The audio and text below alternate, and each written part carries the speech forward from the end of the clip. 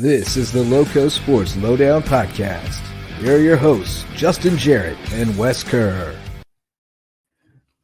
Hey, Lowco sports fans, welcome to another edition of the LowcoSports Lowdown, Monday night edition. Wes Kerr, along with myself, Justin Jarrett, talking sports in the South Carolina Low Country. We got some great guests lined up tonight, Wes. You never know if you're going to be able to get the people you want to talk to come on with you at 10 o'clock at night. But we were big hitters tonight. We got Will Bostwick, who has been really balling for May River the last couple of games. I saw him Friday night against Hilton Head. You saw him Saturday against Lucy Beckham. He led the team both nights in scoring. So he's kind of been a breakout guy for them and really stepped up lately. So we'll catch up with him, get to know him a little bit better. I haven't really talked much with Will, so I'm looking forward to that. And then a guy that we have talked with plenty, and I look forward to talking with him again because he's a newsmaker today. Zion Dobson is going to pop by second half of the show and talk about his commitment to North Carolina Central. We tried to get him the other night, and he told me he was on his way to a campus visit. And it was at North Carolina Central. And it seems like it went well because he's committed now. His teammates also getting some recruiting news. Kayvon Chisholm committed to South Carolina State. And then I saw that Cody Seeger's got an offer from my neck of the woods, Missouri Southern in the MIAA. That's one of the places I grew up going to games over in Joplin. So great to see that for him. And we'll talk with Zion about all that stuff, as well as he's just had a whirlwind of the year here as a senior and finally has a home for his next stop. So we'll talk about that. We'll talk a little bit about what happened over the weekend as far as wrestling and basketball and kind of reset our power rankings for Lowco basketball and then name our teams of the week. But real quick, let's talk a little bit about the scores from tonight. I'm coming in hot from Bridges, so I haven't been able to do much research. I do know John Paul II girls lost big to Northwood, and I know that Whale Branch ended up pulling out a crazy win at Bridges. I've got some highlights from it, but I had to leave to make it back for the show. But Nate Livesey was over there, and I was following his tweets, and it looked like Bridges was going to close it out, and they didn't. It was in fact the Whale Branch Warriors who were able to pull off the win, 60-59, if I'm not mistaken. So that's a big win for Whale Branch. Gritty road. I got a few highlights. Yeah, got a few highlights while we talk about it. The crazy finish over there, and that arena, that atmosphere is something else. I got to experience it for volleyball earlier in the school year, but there was a lot of that going on tonight. You knew this game was going to be electric, and it lived up to the hype. Back and forth until the end, and it looked like Bridges Prep went on a nice run the last few minutes. It looked like they're going to steal it, and then all of a sudden, Whale Branch able to make the difference there with a bucket right near the end to get over the top and win it. But man, what a battle between these two squads!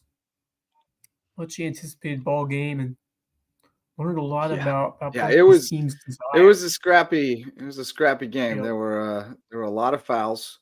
There were a lot of technicals. Physical game in 1A. I mean, this is region play. This is really when the intensity gets up and the physicality. I think there were at least 4 technicals while I was there, and wow, and there might have been more. I missed a little over a quarter. So who knows what else happened, but it was wild and crazy. The crowd was into it. It was a hype environment. And that was before it came down to the wire and Whale Branch pulled it out at the end. So goodness knows how insane it got. We'll have to get Livesey on tomorrow night on the Hoops Report to give us a little bit more on the end of this game and talk about whatever other games he's been at recently. Arroyo gave them a little spark, and they surged ahead several times. Bridges did, but Whale Branch kept finding a way to come back. But it gets intense in that little bitty place, let me tell you. Yeah, do not count out the coaching of Jeremiah Favor coming in over the block. KJ Chisholm, he's a built. But then we're calling offensive at the other end. Nobody that was was a really in well-branch love team with the that I officials. had some concerns about early, but I think now they're really starting to find it once you get into region play and you're just letting those dudes be dudes and just finding the extra spark late from your guys to, power yourselves. Great athletes, great players find a way to pull out wins. And over the years, we've seen a lot of that over at Whale Branch, and that culture certainly breeding success in big games like that. So, not although I expect Bridges to win, not surprised that Whale Bridge was able to get it done away from home.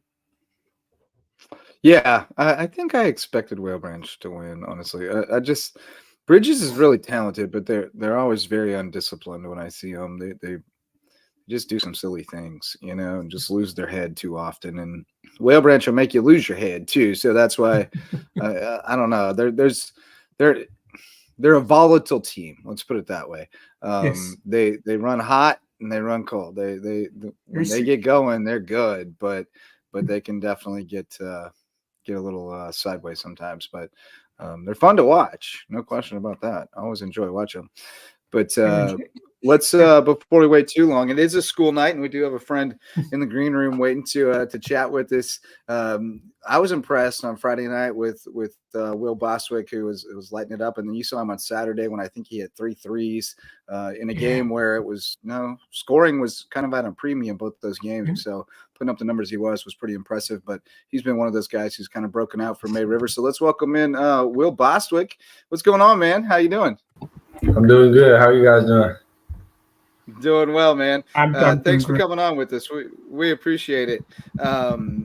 Tell us, tell us about your emergence this year, I guess, because you guys going into the season, we kind of knew about Gage and Tanner, and then there were kind of some questions about who the other guys would be. But you've definitely become one of the other guys, and you've been the man the last couple of games. So tell us a little bit about how you got here, how you got into the sport, and how you became a key player this year. Yeah, well, it all really started when I was young. YMCA basketball, playing up ever since I was little. I always played against older competition, and I played AAU in around 5th grade to still playing it now, and that's when I met Gage, Tanner, and all those guys I play with now. And ever since I met them, great teammates. They share the ball well, and their scoring ability really makes it better for you to get open and you score the ball. So great teammates, great coaches. I mean, yeah. Well, first off, congratulations on 2 big region wins, taking down a very good Seahawks team, 43-29, and coming back the very next day, which is hard to do, knocking off Lucy Beckham, 50-48. So very impressive stretch. Take me through, that sequence, playing 2 tough games in a row and finding ways to pull it out against great competition to pick up a pair of crucial Region 7-4A victories. Yes, sir. Thank you. But honestly, one of my goals, at least for the beginning of the year, was be top 2 in the region and try to win the region. And I knew that to be able to accomplish these goals, that we got to go get these 2 ones, and we did just that. Yeah, man. You played on varsity last year, right? Yes, sir. Yeah. So you kind of cut your teeth last year and got some experience there. And so you're ready to kind of step into a bigger role this year. Talk to me a little bit about just kind of that process and you're a junior now, right? So playing varsity as a sophomore and understanding your role, and then, recognizing what you had to do kind of to get ready to take on more this year. What was that process like for you? Honestly, sophomore year, last year, I was kind of frustrated. I didn't play all the time, but that's what happens when you're young. And coaches really gave me a great path, and they made me work hard. And it's really all because of them. That's where I'm at, and they really helped me get through this process. Tell me It's about because they gave you the path, but you had right. to walk down it. So give yourself some credit there. Yeah, I mean it's you guys. You guys. I mean, the coaches do the work, to help prepare you guys, but ultimately it's your decision now how it goes, how successful or not, and you've really taken the reins. So props to you on that. But show some love to your teammates. Tanner Macy is doing a heck of a job this year, among others. It was a really solid team effort, and I was really impressed by the passing, the offense. Every time Lucy Beckham was able to cut the lead back in that second half, in that fourth quarter, you were able to respond. So, tell me about how you kept your composure and, continued what you did well and running the offense to close out a really good Bengals team on Saturday. Yep. I actually got in foul trouble in the second half. So the fourth quarter end of the game, I actually fouled out. I didn't get to finish it out, but some guys on our team really stepped up off the bench and did what they were supposed to close out the game. They worked really hard and they did their job. They closed it out for us. Yeah, good stuff. And that was 2 in 2 nights, which is, never easy to do because you guys had Hilton Head at home on Friday as well, although it helps having both of them at home, certainly, rather than having to get on the bus for one of them. Right. But, man, you guys were really tough defensively in that game against Hilton Head. I mean, this team really seems to really embody, like, Whitmore's spirit. Like, you guys are like high energy. You run the offense fast and crisp. You get after it on defense. It seems like you guys are vibing pretty good. But tell me about that effort against Hilton Head, especially defensively, because you guys locked it down. Yep.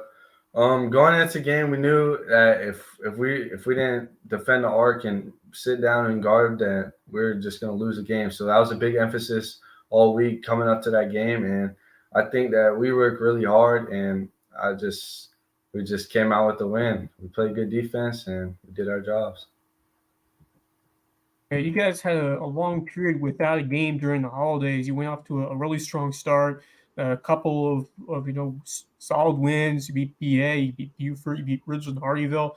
You had some time off, so how are you guys able to stay in shape and stay fresh to get ready for this region play? Because it was you had the 3 games during the holidays, but then you didn't play again. Obviously, the weather had a lot to do with it, but just describe how you got ready yourself physically and mentally for this region stretch.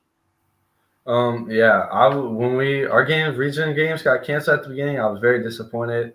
Right as they got canceled, I texted coach and I was like, I'm disappointed this happened, but we stayed locked in as a team. I think we did a really good job collectively, staying focused. And even though we couldn't play that game, we just on to the next. And we worked really hard every day at practice and stayed locked in, even though we didn't have a game. And it rewarded us. And how fun is it to be able to be coached by Whitmore? I really love, I got to hear a little bit from up there what he was saying during the ball game, and I thought he kept you guys, where you needed to be. He kept you focused and just maintain that solid energy. So I think he's done a great job for you guys, and just describe what he's done to elevate this team to become a contender in this region and push you guys forward. Yeah, he's pushed us really hard every day at practice, and I'm thankful for it. And especially against the Hillnet game, second quarter, I started zoning out and started not playing so well, and he got me right back in it and got me focused and helped me get through the game and finish it out. All he's got to do is give you that psycho look he flashes at the officials, right? And it'll snap you right too. he gets so intense in the game. I get distracted watching him and forget to watch the game sometimes because he's cracking me up over there. But you had the 3-point stroke going really good against Lucy Beckham. How much work you put in that thing in the offseason? How many shots you putting up every day? Oh man, all day, every day, just getting work and getting prepared for region, and it really helped me, and I'm glad I did it. Yeah, those 3-pointers were the difference against Lucy Beckham. So outstanding performance, to put up 2 quality outings, to pick up, like I said, a pair of key region wins to put you guys in a good position going forward. But you're right back at it tomorrow, and it's the big rivalry game. It's Bluffton and at their place. So how do you keep this rolling into a day with the Bobcats coming tomorrow? I think they got a lot of good players and they can play, but I think if we do our job and we sit down and play some defense, we'll be all right and we can come out with the win. All right, man. Well, thanks so much, Will. We appreciate you taking some time with us, and outstanding work from you so far this season, and we look forward to seeing what the Sharks can do going forward, man. Thank you. All right, take care.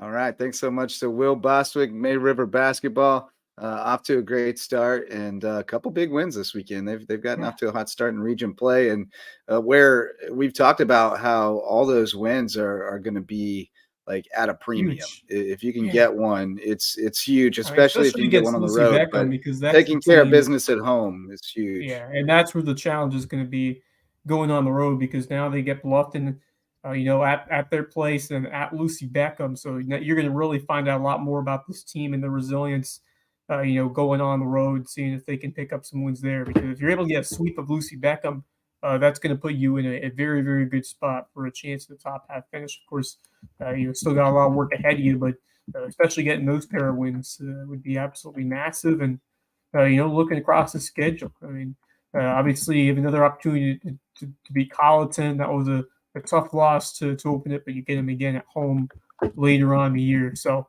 every game is huge. You only play 10 of them, and so every one means so much more as you position yourself for a potential playoff run. So, yeah, I mean, May River is, as we talked about it in the past about how much does that record really represent, because they played some teams you think they should take care of business against, and then they did challenge themselves at Crestwood.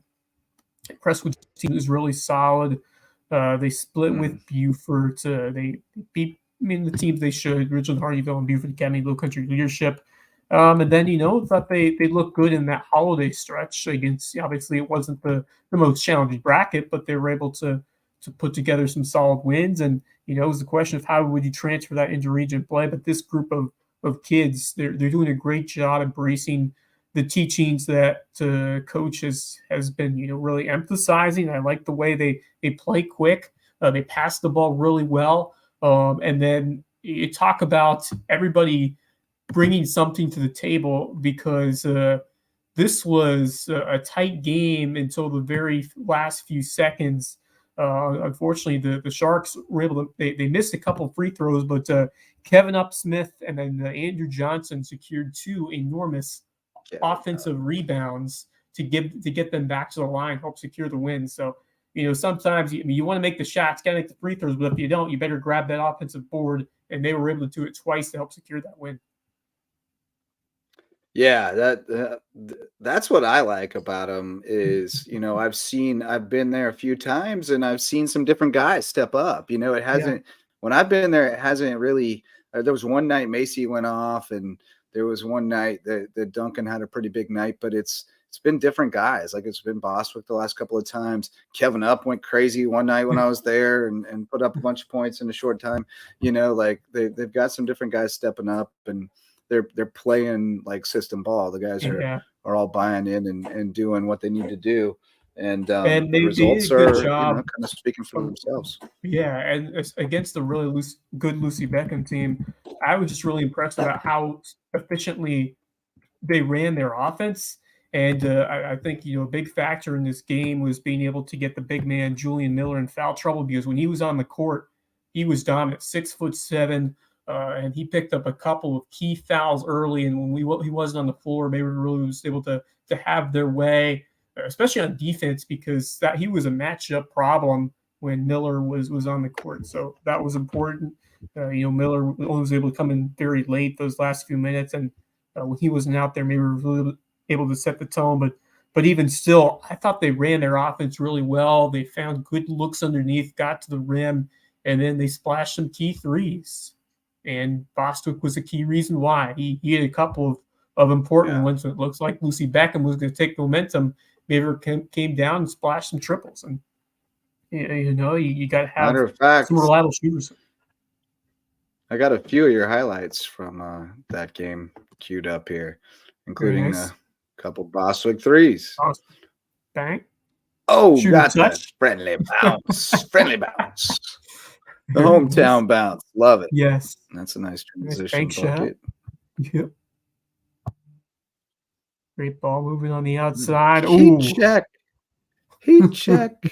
That's Johnson, right? And my sight's not all that great. From the corner. Whoa. Man. They were lighting it up from 3. Yeah. If they get that going, look out. You know, I mean, because they're not gonna give up a whole lot of points to anybody. They're going to grind you down. And I mean, what's the most points they've allowed in a game this year? I'm curious because it's not a whole lot. It doesn't feel like they've been really holding people down. Yeah. They gave up 70 to Crestwood early. Okay. Yeah. Crestwood, that's a very good team. They gave up 60 to Buford, but then they held them to 30 the next time. And they haven't allowed more than they allowed 61 to Colleton. That's another feather in Colleton's cap, man. That win looks better all the time, doesn't it? Yeah. You know? So we're gonna get to our power rankings later on. Yeah, we will. We've got Zion popping by in about 10, so we may not want to delve into that just yet. But we can shout out our Lowco MVP sponsors, Megan Jarrett, the official realtor of LowcoSports, and my wife, who texted me just a minute ago. I think she wants me to get the trash together. It's trash night. Megan Jarrett is the official realtor of LowcoSports, and she's with the Anchor Home Group of Keller Williams of the Low Country. She'd love to help you find your place in the Lowco and put down an anchor in the best place. And speaking of the Anchor Home Group and Hospice Care of the Low Country, our MVP sponsor, just dropped the first episode today of Interesting Minds of the Low Country with my friends Angela Huser from the Anchor Home Group and Will Savage from PMC Mortgage. And they're interviewing James Dismond, CEO of Hospice Care of the Low Country, official Hospice Care of LowcoSports. Great interview with him. He's so funny. You'll love hearing from him, but he's also a really thoughtful, intelligent guy who's doing big things in our community. So shout out to all of them, as well as fellow MVP sponsors, Homegrown Home Inspections, the official home inspectors of LowcoSports, and Mickelson Law Firm, official real estate closing attorneys of LowcoSports. Homegrown Home Inspections been with us for a long time now. Mickelson Law Firm been with us since the beginning, since 2017. So shout out to all those MVP sponsors. And we'll have Zion stopping by in a minute. So let's go ahead and talk about the news about some Hampton County football. Zion Dobson committing to North Carolina Central. As we mentioned at the top of the show, we had him we were trying to get him booked the other night. He was on his way there. I guess the visit went really well, and we'll talk with him about that shortly. Kayvon Chisholm making his commitment to South Carolina State. And then Cody Seegers getting the offer from his first full ride offer from D2 Missouri Southern State. The Lions, rivals of my short-time alma mater, Pittsburgh State, the Gorillas. I went to many of those games between Pitt State and Missouri Southern. Rod Smith, former Denver Broncos receiver, probably before your time. He went to Missouri Southern. He was a stud. Yeah, what a great opportunity for Cody, because the avenues are there to take your game and further it and look to find another home that can help you continue your career potentially even further. And that guy's he's a dude. He's a warrior on the field. He has that no quit vibe in him. Every time he takes the field for any series. So, man, I've really enjoyed interacting with his family. I got to actually rode up with his mother, I believe, to the Lower State Championship game over in Charleston.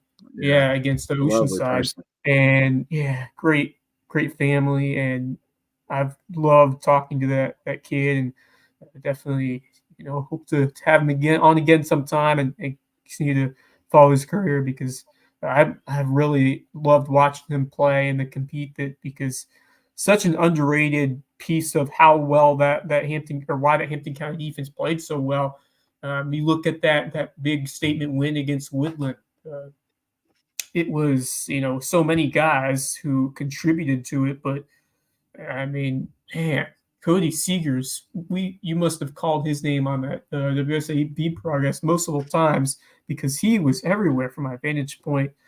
Even when he wasn't making plays or making the tackles, he was helping everyone else get into position, and just the knowledge that he possessed and the physical nature that he played with. And great compliment to Mandrell Seniors out there. He's going to be back another year. And I'm excited to see what he does, because that's going to be a heck of an anchor to have back for Hampton County. But at the same time, it's definitely going to be tough to lose such an incredible, hardworking guy, tenacious player, in Cody Seager. So that's a tough loss at linebacker, but what an opportunity for him to take his career forward at a school very well, and an area that can breed a lot of tremendous next level talent. So the opportunity is going to be there for him. But Zion Dobson, I mean, we said whatever school is going to land him is going to get a gym, and what a fantastic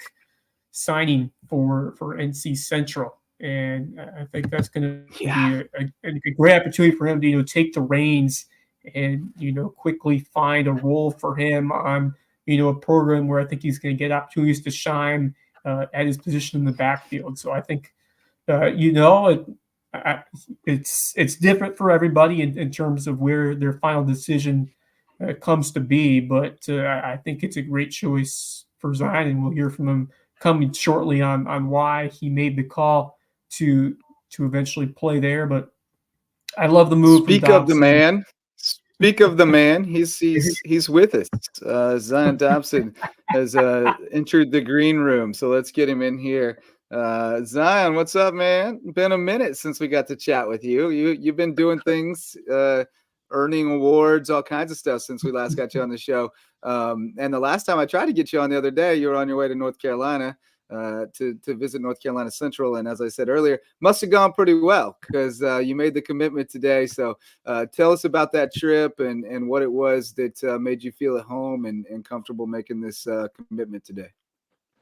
From the beginning, North Carolina Central felt really, really, really special and different than all of my other visits. Not only because I was there for basically the whole weekend, but once I got there, the coaches, they were really cool. They welcomed me. Everything was up to par, and even with the players, I got to spend time with some of the players. Some of the players, when you hung out with them, it felt like they were you knew them already, and you was already a part of the team, and y'all knew each other for weeks and months, and you y'all already knew each other for a long time. So that's what I was looking for when it came to my college choice. Not only am I going to be able to play there, but am I going to be comfortable playing there? Because when you're playing and you're comfortable playing, then you make great things happen. Zion Dobson, pleasure to have you on. Congratulations on multiple accolades, including the South Carolina Gatorade Player of the Year. That is a tremendous honor. So certainly should be proud of that. And now your commitments to play at the next level. So, this is a very strong program. Got into the FCS playoffs last year, finished 9-3. So, a team that has some success at that level. And just tell me more about what really attracted you to this spot, and just your goals as you transition to this next level. Coming from a winning program, it was great to see that their program was also a winning program. Not only did they win the national championship in 2022, they also consistently have winning seasons. They have a winning coach. They have a great program and a great staff of coaches that want to get the job done, and that they care. Not only do they care about winning and getting championships, they also care about how you're doing academically, and they actually care about you as a person and want to see you become a better man after college. Yeah, and one of the things that we always try to connect the dots for people is that there's a lot of different priorities to consider here. And I was talking with Jeremiah Curry the other night, and he chose East Tennessee State, and he certainly had more prestigious offers, I guess you would say, as far as the schools go. But it was important for him that he wants to go play. He doesn't envision himself being a guy who sits around for 2 years waiting his turn. And that's important that you understand whether you are built for that or not, because some people just that's not them, man. They thrive on being in the game and the routine preparation for the game and all those things. So they just know no, I couldn't do that. And you got to recognize that, because I'm sure you had opportunities to maybe walk on or whatever, maybe a scholarship opportunity here or there that would have been a more prestigious school. But if you get caught up in that and forget about what your personal priorities are, you can really get sideways. So I suspect, based on this decision, that you saw this as a place where you can go and contribute right away. Yes, sir. Yes, sir. How much did that go into your decision?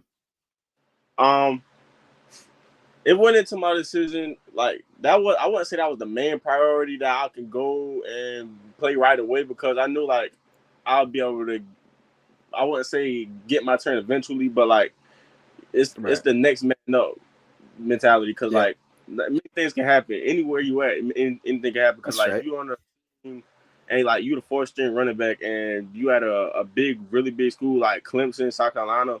And like you're the 4th string running back, and the other 2 get hurt. I mean, you're gonna get playing time, because like they're not gonna play the same running back the whole time.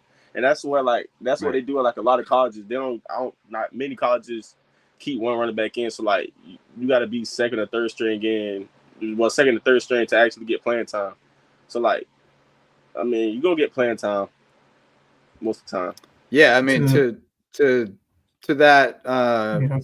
And looking at North Carolina Central last year, they had 3 guys with 71 carries or more, 6 guys with 10 or more. So, I mean, they're rotating some guys through there.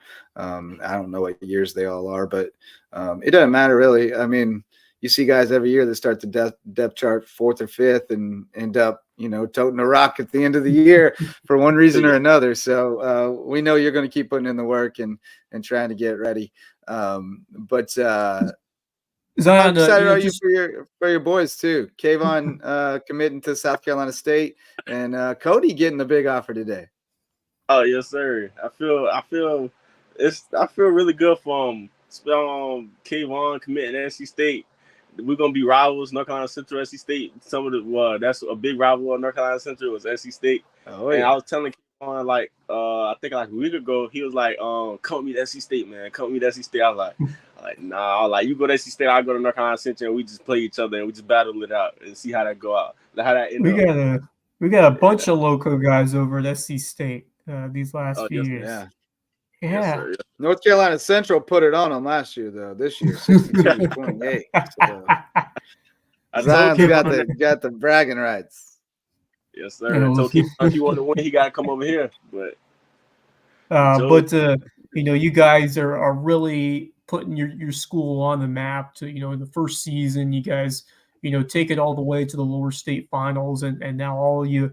Your 3 at least are moving on and playing at the next level of prestigious schools. So, just talk about setting the example, setting the foundation that you have started for this, this newly defined program here now, the Hampton County Hurricanes. Yes, I really feel like the first year as the Hampton County Hurricanes, I really feel like we set the bar pretty high.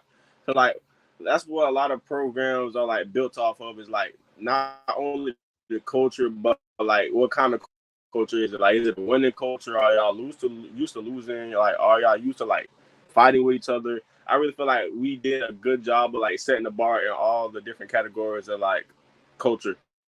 Not only were we a winning culture, we also was a culture full of brotherhood. We always cheer each other on. We always did a lot of good things, and like that's something that a lot of classes coming behind us are going to have to live up to.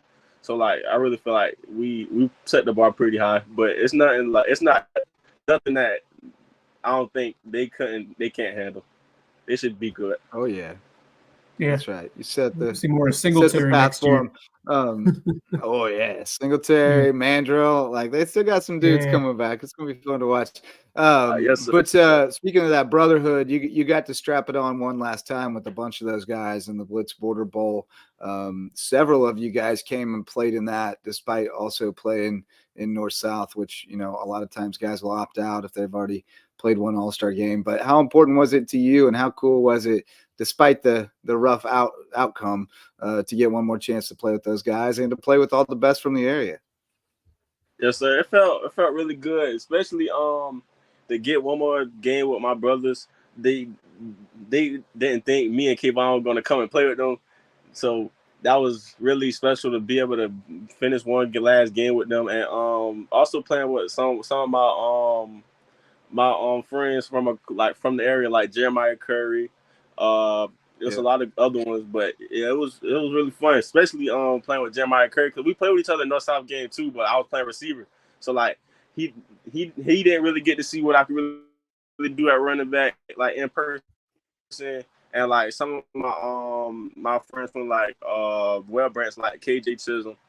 Yeah, it was really good to showcase my skills on the last time with my brothers, and being able to play with my last game with my coach Paul. And you're able to get in the end zone one last time at high school level. So, great for you to see that culmination to finish your high school career with a W. Or not, you guys lost, unfortunately, but you guys personal W. Personal W, get in the end zone, and that was a good Coastal Empire team. That was a you're going against you had a solid team with you guys, but that's a very strong Coastal Empire team that you guys faced. But now you're moving on up to the next level, to the college level. So a lot more excitement for you going forward as you prepare for that. But another accolade for you, another W for you, because you recently you were named the Gatorade High School Player for the state of South Carolina, and that award doesn't just encompass your play on the football field, but also the quality of your academic performance and just your character and involvement in the community. So just tell me more about your thoughts on receiving that award, not just for the football, but your hard work in the classroom and that success to complement what you've been doing on the field. The award, it felt really good to get the award, a very prestigious award. I realized that it could have went to a lot of other people besides me, but I'm very blessed to receive the award, and it was just a reward for all the hard work I put in, not only on the field but also in the classroom. Not only this year, but like the hard work I put into the classroom and on the field from like 10 years ago, since I was little. Because academics is always a big part of like me as a person. Like I wouldn't say love school, but like I always love learning. So like it felt really good to get that award. Yeah, and you're definitely a hometown hero. I mean, I saw pictures on Facebook of like kids getting Dobson jerseys for Christmas in Hampton County. Like it's that kind of thing out there. But you definitely became a star this year, so that had to be fun. But you're not out for basketball. You decided to forgo that this year. You running track? Yes, sir. Nice. All right. What events we gonna see you in this year? Probably like sprints, like 4x1, 200, 400. Yes, sir. All right. Very, very nice. Yeah, jump. Excited to see you back out there. Little pole vault. Yeah. Yes, sir.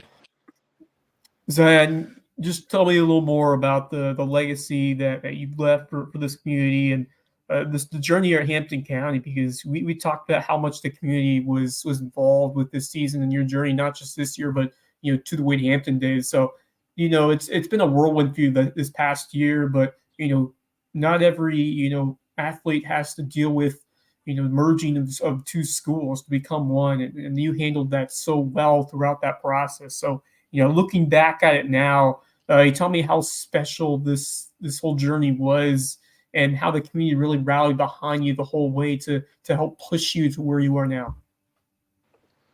This journey, it has been very, very good.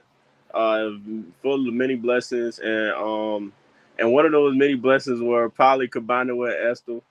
Brought me a lot more brothers. It brought us a lot more teammates, and it brought us a lot more family. Not only on the field, but off the field when it came to the fans also. I was pretty glad we didn't have to play with them, but it feels really good to have them on your side. So like, it felt really good, and it was really fun. It brought this man into your life. One time. One time, baby. Yes, sir. I mean, just for that alone, right? Yes, sir. He's just the best, man. He's just the best. He was at the Border Bowl game and he was cheering us on, and some of the players, they was like, "Who is that?" I was like, "Oh yeah, that's our #1 fan." I was like, "Yeah, one time, baby, one time." It was good having the one. Yes, sir. And he was over at the basketball game, Hilton Christian Academy. So not just is he supporting the football team, but he's rallying behind everything going over at Hampton County. So really cool. Lowco. Yeah. He was saying Lowco, I could tell. Look, I got my peanut bar right back there. I got my peanut bar right there. Yes. That's the one he gave me at Hurricanes when we did our live show. I ate the first one, the one he gave me at the Woodland game. I ate that one on the way home that night. But the second one he gave me, I saved it for the background. Nice. I love that, man. I'm gonna write a book about him someday. But Zion, we appreciate you, man. It's been an absolute pleasure, and we look forward to seeing what you do at North Carolina Central and seeing what you do on the track this spring, man. It's been awesome to watch your rise. Great to see you back. Congratulations on all the success. Yes, sir. Thank y'all for having me. It's been great covering. Yeah, man. Take care. Yep. Absolutely, no doubt. Yep. Zion Dobson, Hampton County Hurricanes, A+ individual. Just an awesome, that you see it all there, from just how much the kids really embraced him and the community, and rare to see that level of talent, to be a Mr. Football finalist, win that Gatorade Player of the Year award, and to be recognized as one of the best talents. Where a year ago, we knew he could be great. It was a year that he grew a lot, but there was still no guarantee that he would put up the numbers that he did. So, whatever, 2,500 or so rushing yards later, and 40 touchdowns, I think it was 40 touchdowns on the season, which is just absurd, outrageous number. And that last one that he scored, which gave Hampton the lead in that Lower State final. I mean, you thought they were going to have it after that. Once he scored that, I mean, it was that team of destiny feel. Unfortunately, unable to. It unraveled so fast, man. It was devastating how quickly it happened. Yeah. Just like a flash. It was going so well, and then be brutal at times. Man, yeah, it was a rough night. What a special year! What a special year for the Hampton County team, and that was some of the most fun I've ever had covering football. Is those Friday nights over at Hampton, going to the Hurricane Sports Bar, doing those live shows, interacting with the community, and then it just was. I love Friday. I mean, it's the best. Friday nights are the best in the lights, but I just think the atmosphere. It was just a magical air. In that stadium this year, there was something different about it. Like, and it was the same way a year ago in Beaufort, right? Like, it just had a different feel when you were there, right? And it felt a lot like Beaufort. It felt like a team of destiny type situation, and just everybody all in on it, and it was awesome. And I think Zion hit on a lot of the why, because they really did buy into that brotherhood, and there really was a camaraderie, not only among the team but among the fans, of like, we're all in this together thing. And then you had one time he was just a glue. I mean, he tied it all together, because he's yelling at the coaches and the players, but he's entertaining the crowd at the same time. He's trolling the other team. Sometimes you look up, he's in the other team's stands. Like, they had all the parts, like all the cast and characters that you needed to make for a great season. It was a great fun, it's one of those, like you said, it's one of those teams you can write a whole story or a whole novel about. Maybe I'll sit down one day and write it, because I mean, it's worth it. It's worthy of it. Yes. Friday Night Lights in Hampton County are worthy of their own Netflix series. It was unreal. Got Ray riding his bike to the stadium down Main Street. I mean, you can't make up some of it. It's unreal. But let's shout out our varsity sponsors, and then shift gears and talk a little bit more about recent results and what they mean. Power Rankings Reboot. Varsity sponsors: DDS Web Design, designing, hosting, and maintaining websites that get results for small businesses and nonprofits. They'll help you get found online through organic search, so you can do more and think bigger. DDSHHI.com. Parker Law Group, serving legal needs across Colleton, Jasper, and Hampton counties for years, and on board with us this season to help us continue to expand our coverage into those areas and shine a light on more deserving student athletes and teams like Zion Dobson and the Hampton County Hurricanes. What a great interview with him once again. Yeah. And Reverence Wrestling Club, the presenting sponsor of the Lowco Grind, our wrestling podcast. Had a new episode last night. Good stuff on there. George Dixon, amazing guy with a ton of wrestling knowledge. And he took us inside the ref's head, talking about stalling and all kinds of fun stuff. If you're into wrestling, it's terrific. If you want to be educated about wrestling, also terrific for that. If you have no interest in wrestling, probably skip it. But otherwise, and you'll probably want to skip ahead past this too, because let's talk a little wrestling, just about what has gone down, what we kind of summarizing last night's grind. We had Bridges Prep take third at the Red Raider duels on Saturday. They did not get to take on the host Bamberg Earhart, which I was kind of hoping they would, as just a preview for region, because that should be kind of the big Donnybrook in their region. Edisto won that, which I think Edisto is the only school in Region 6-2A that has wrestling. But they've apparently got a pretty solid program. And then May River in position to win another region title because they beat Lucy Beckham and James Island last week. They have Bluffton and Hilton Head on Wednesday night, so that's going to be a good one. Although I think, they wrestled both Bluffton and Hilton Head. Bluffton and Hilton Head have already wrestled, so they both wrestled May River, and I think James Island is coming as well. So those are some big ones. Bluffton, James Island will be huge as well, because that could determine second. And then Battery Creek hosting the Region 8 3A duels on Wednesday. So, and then we had the JV and middle school state championships. Leandro Laranega from May River won the 150-pound title as a freshman. JV, obviously, but that's a good sign that they've got another guy coming next year. And Hayden Crockett from Hilton Head was third at 285. And then a couple middle school placers from Bluffton. McCracken's Andrew Lawson, our guy, got second, and Henry Santee from Bluffton made it to the third place match. They didn't actually wrestle the third place matches because you can only wrestle 5 in a day, I guess, and that would have been 6. So they just called them both third place. So I guess we got to think that through for next year. But that's kind of the wrestling news of the moment. But let's talk a little hoops and kind of reboot our power rankings.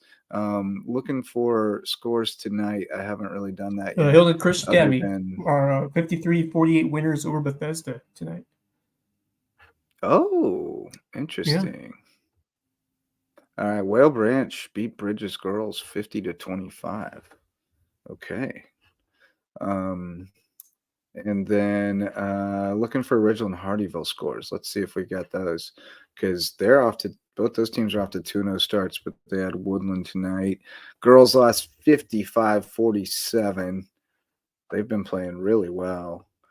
That Ridgeland Hardyville girls team, they've turned it around pretty good. Guys lost 71-35. So both Ridgeland teams.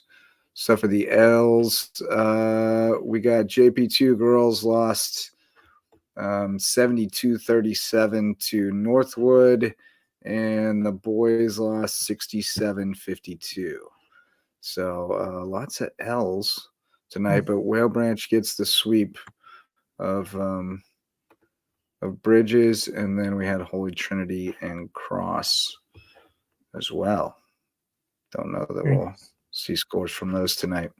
So had a whole bunch for a Monday night. That's quite a few games. Yeah. 4 games each. Got a couple reschedules, I think, included in there.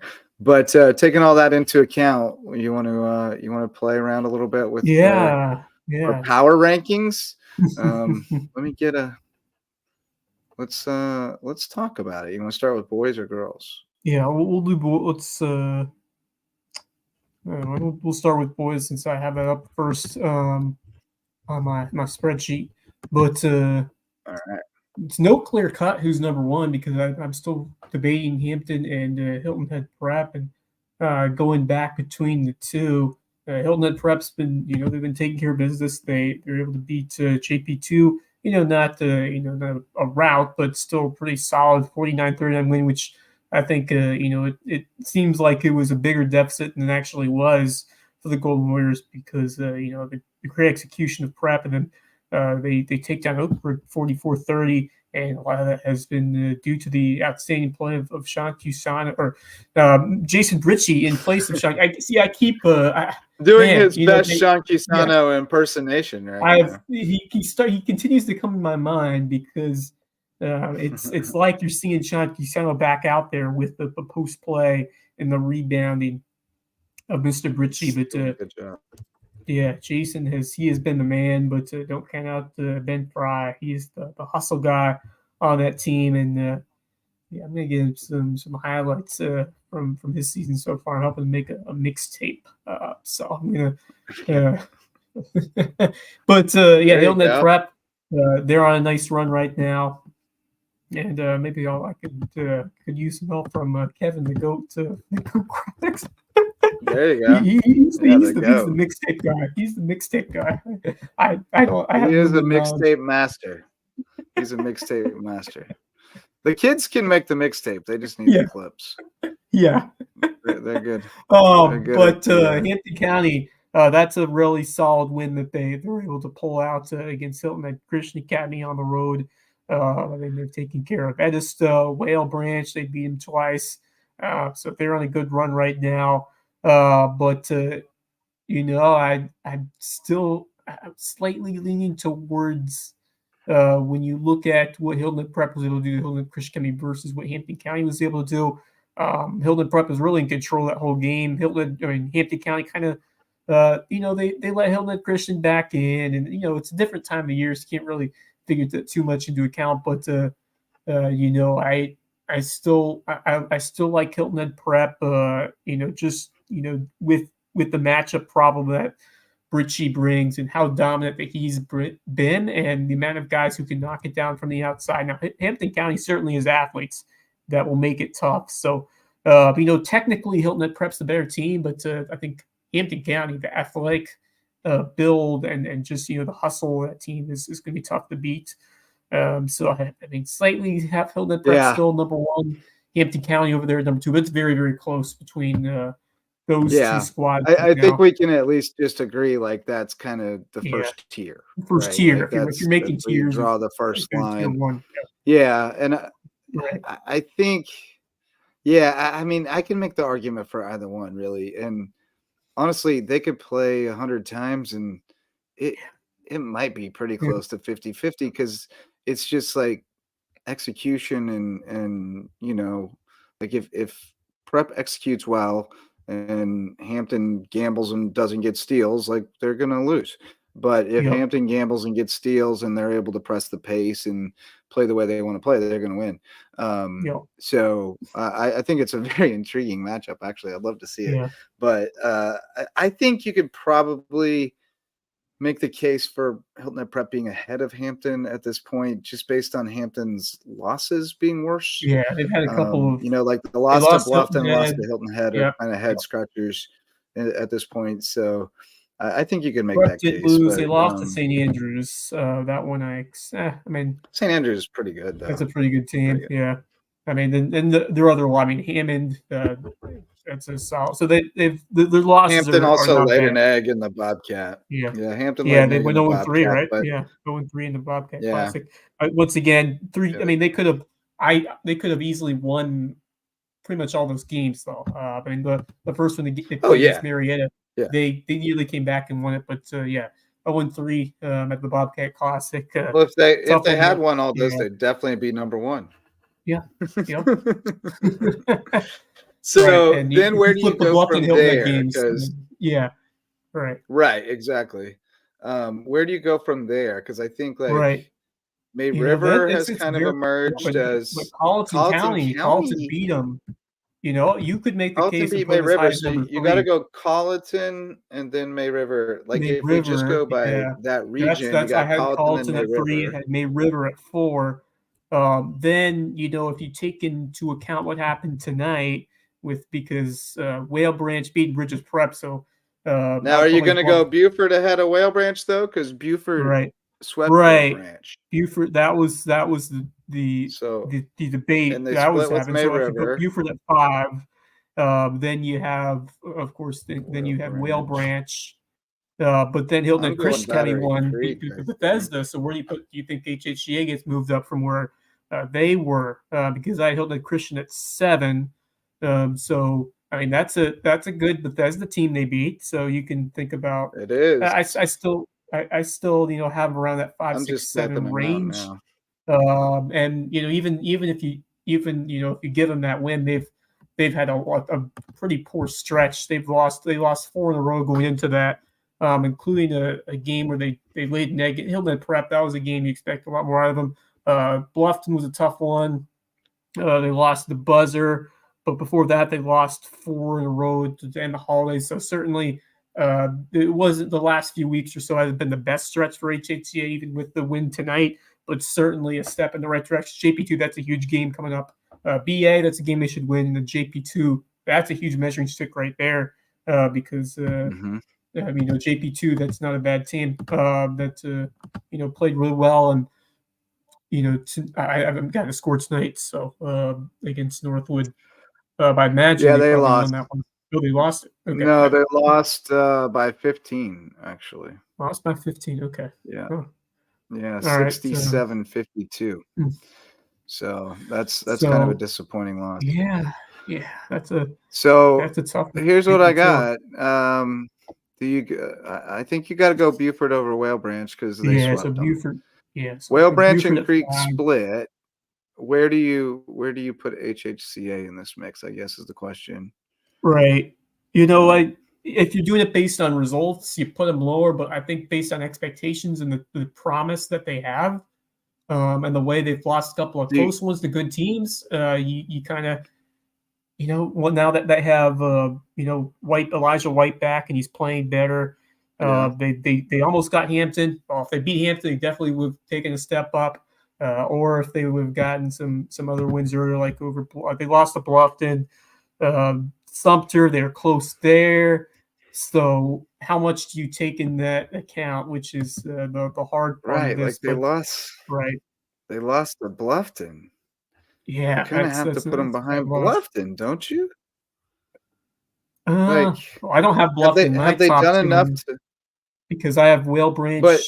JP2 had a tough loss today, so you probably. You have JP2 in there.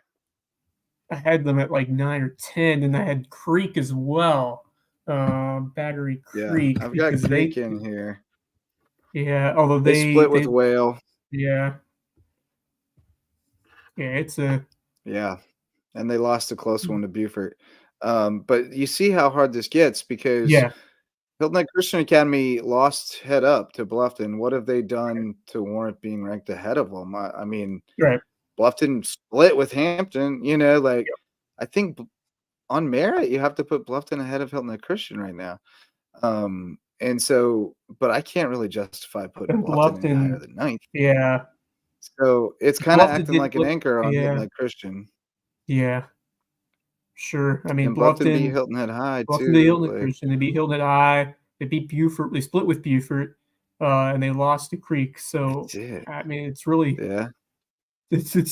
it's splitting hairs. I mean, that's about what I would do. Yeah. It is. I wanted to do this live so people understand all the complications of doing this.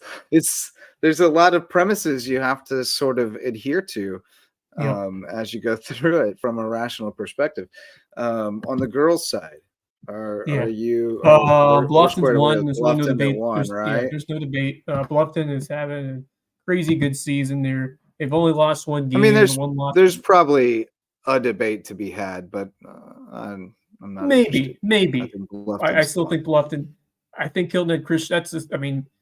There's something to say about challenging yourself, but I do think Hilton Head Christian Academy, they've taken some lumps this year, but they've lost some that they're certainly challenging games, but you expect a little bit more out of them in a few of them. Like I thought they could have beaten Great Collegian at home and just weren't able to find enough there. And then even that Hilton Head High game, they got the win, but it wasn't a very stylish win. I think a lot of us weren't hitting their shots, but when they're on it, they can be on it, and they looked really good against Hilton at Prep. Although Prep, that was a game that they definitely that's a win they should get, but. There's been some rough spots along the way for Lee Christian, but still, that's a really solid team that is right there at the top and skis at 3A, which is really what it's about. You're trying to win a state championship at your level. I mean, you want to win as many contests as you can. You want to be, as like right there at the top and alongside with Bluffton. But based on what I've seen this year, Bluffton has just been dominating majority of teams that they've played, and it's been looking seamless for them. So I still have Bluffton at number 1, and I can see why Hilton Head Christian Academy. You can think about it, but I still have them at number 2. And then going down from there, I mean JP2. They did lose against Northwood. That's a pretty good Northwood team. I just don't see anyone else. It gets pretty bleak pretty fast. Yeah, it's very have and have nots of the girls this year.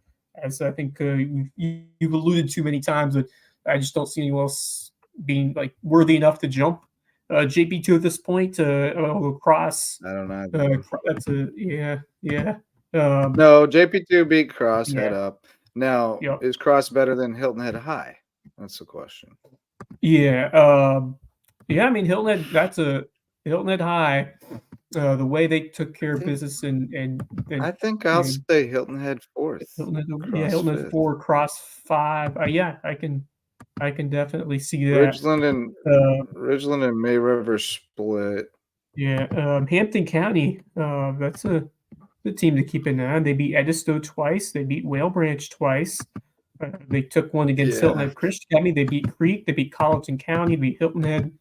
I've got them at 8. Okay. I've got them at 8, I think. Okay. I'm putting together my preliminary list here, and we can discuss it. But I think I brought Hilton Head Prep down. Hilton Head Prep fell a little bit this week. I brought them down. I've got them at 9 on this preliminary list here. So I've got Bluffton, Hilton Head Christian, JP2, Hilton Head, Cross, May River, Ridgeland, Hampton. I've seen a little bit more. Yeah, so I think the one disagreement is I have Hampton a little bit higher than you do. But May River, I just on the eye test, I thought they looked good in that loss. I mean, obviously you don't come up on top, but they were competitive in that Lucy Beckham game and second game in as many days. They were able to really find some sparks in that contest and at least keep it respectable. So I. Based on results, May River, they had a solid, non-conference. They swept Beaufort both times. Although Beaufort is on a down year. Although Beaufort has been picking up a couple of wins recently in region play, but they lost to Hilton Head. I guess the loss to Hilton Head, 57-24. It wasn't a very competitive game. I think that's kind of where I docked. It was pretty ugly, and I thought about dropping them further. So that's kind of why I brought May River lower and put Hampton a little higher because they've been picking up some dubs in the region, and they got the Summit Country Day. That's a nice win they got in that tournament, and then obviously they lost Hilton Christian Academy Bluffton. They lost to Hilton Head, but Hilton Head's a pretty solid team, so that's not a bad loss.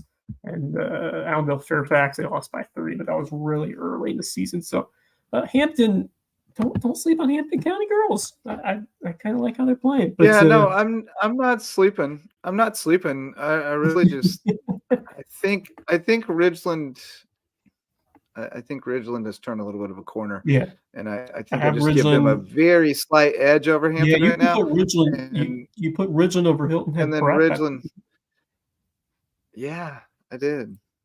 Yeah. I think Exley is really, really good.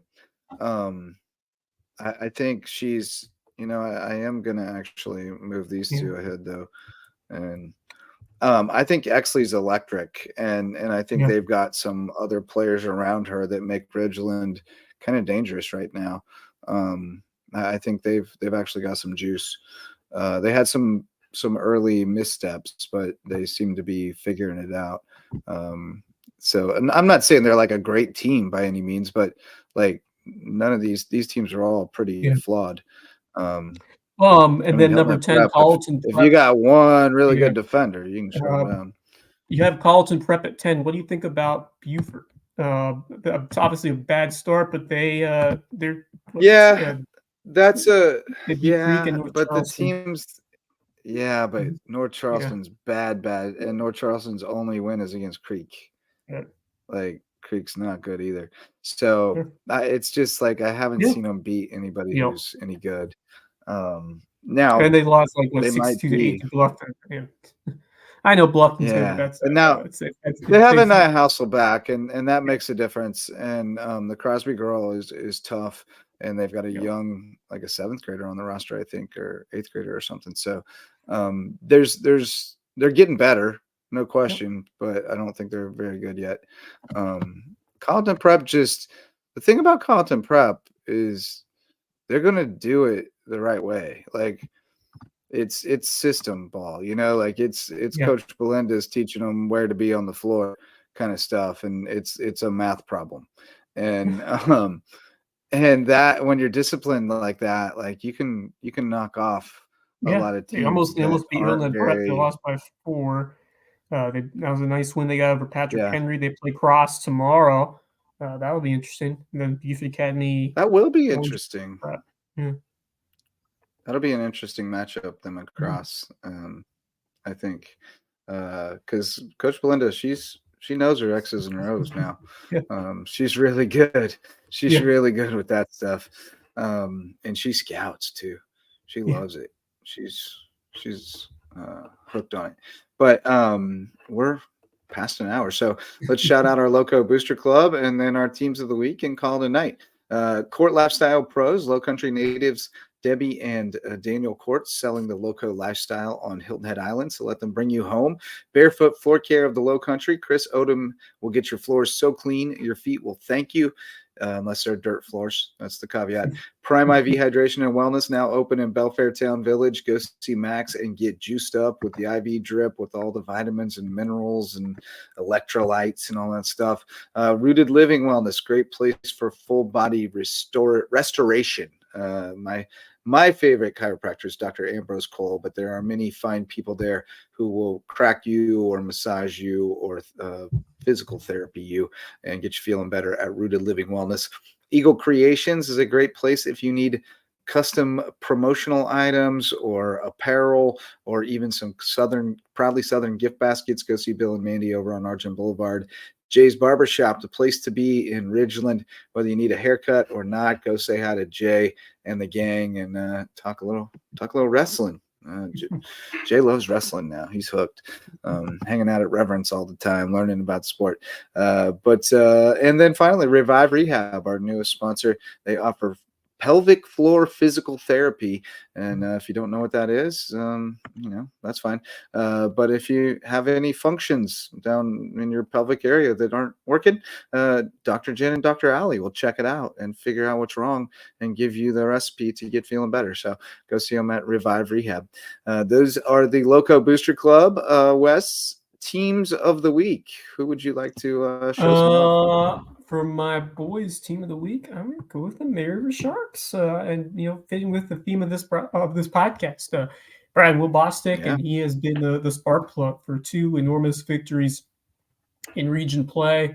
Beating Hilton Head and then coming back the very next day to beat Lucy Beckham, and that was a shocker for me. And just really impressed with that coaching system and the way they fly on offense, get good looks, and as you said, really scrappy and pesky team to play on defense. So. That squad is starting to really feel it, and I was sold on what they've been able to do. So that's going to be a fun one against Bluffton. It's going to be quite the matchup, and a Bluffton team that's desperate to show what they can do at their place, and it's never easy to win on the road. See if maybe we can take that same energy away from home. But like you said, there are a lot of guys on that team that can find ways to beat you. I mean, we talked about a couple of them on the podcast earlier, and it's a deep squad. They can play 7, 8, 9 guys deep, and they can all play some quality minutes. So like what May River is doing on the boys' side. For the girls, I want to go with my alma mater, Hilton Seahawks. For what they've been doing this year. I mean, they lost to Lucy Beckham, but that was a really good win they got over May River. And man, Deja Godson's really grown into an exceptional point guard. Leah Jackson, what a defensive shot stopper that she's been. Lawton Cross had a nice game for her own in that contest with the Sharks. She's been excellent. Amaya Roten can hit some quality shots. So Russell Ranazuski is doing quite the job this year. And obviously you look at the record, and certainly it's not great right now. But I just think it's just a point of the season where they can really start to turn the corner. And now they've had 3 straight region games on the road. Now they get to come back home. They get James Island tomorrow. Yep. Oh, that's a huge opportunity for them. And then Bluffton at home. So huge couple of games. I mean, those two, you're playing the 2 best teams in the conference, potentially. Lucy Beckham's, that's a good squad too. But opportunity to pull off what could be a huge victory, and one that could be unexpected, because that's a tough environment to play in, Hilton High.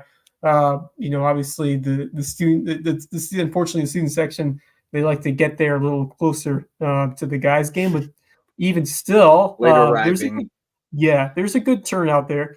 There's a good turnout for the girls' games as well, and it's just a hard place to play. And they always play teams tough at home. They almost beat Hampton. They beat Hampton. They did beat Hampton on the road. Yeah, they almost beat them at home. There's another team they almost, but Richmond Hill, they played tough. It's just a really difficult place to win. And I expect this Hilton team to pick up a couple of shockers and look to fight for playoff spots. So I think it's the year where it's really starting to turn the corner for Russ Rangers, despite the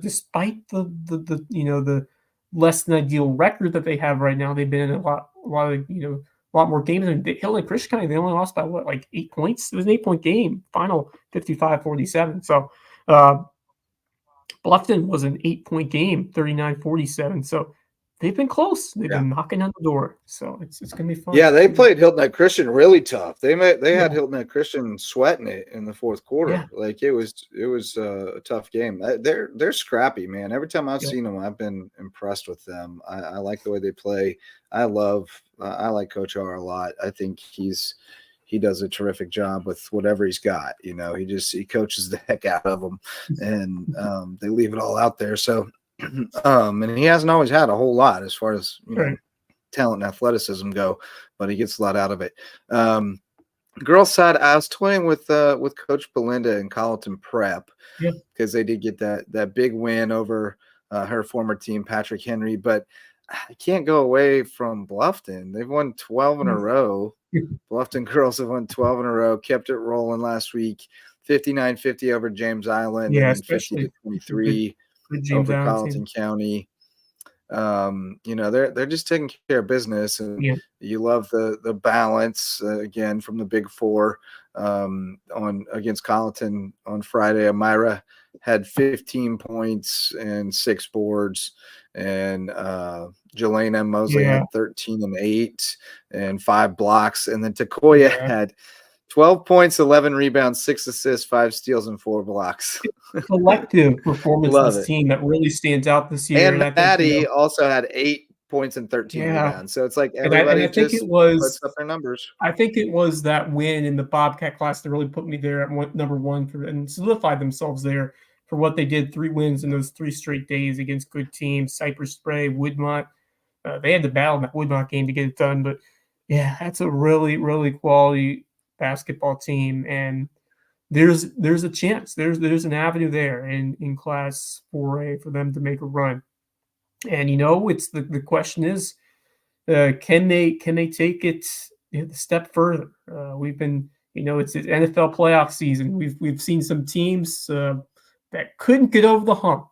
Can this Bobcat team, which has done great in the regular season, can they find a way to get over that playoff hump and make a deep run? Because I certainly think that all the pieces are really starting to come together this year.